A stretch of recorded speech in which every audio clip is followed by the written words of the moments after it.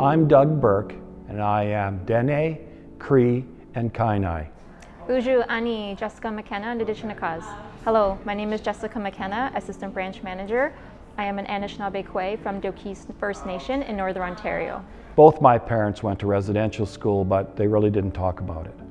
One of the stories that my father did tell me was that when he came around the corner, he saw a nun beating his sister. So, as the story goes, he grabbed the switch out of the nun's hand and started to hit her with it.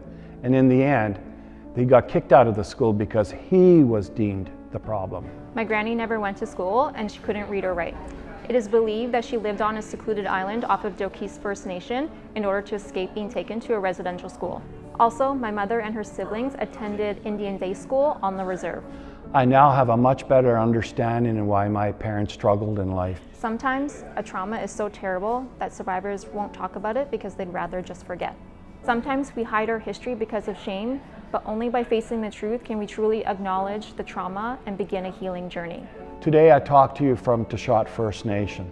At its residential school, many children suffered abuse and poor health. Finally torn down in 2009, this is now a basketball court where children can play. The nature of intergenerational trauma is that it doesn't just affect one person. It connects like a red line from our grandparents to our parents to us. Though the last residential school closed in 1997, the legacy still lives on. When the remains of children were found at the residential schools in Canada, it was proof of Canada's terrible history. As a mother, it made me think of my own children. The pain of not knowing the well-being of your own children is heartbreaking for any human being to bear. And we know when a child died during the school year, often the families were never contacted. I greatly appreciate the allyship I feel from my colleagues and my friends, and I know we need to keep the conversation going. I'm really proud that BMO has created Nistotanwin, which is for educating their employees about Canada's true history of Indigenous people. Over 37,000 have taken this learning, and it is free to the public. Through my work, I witness firsthand that BMO engages with Indigenous communities.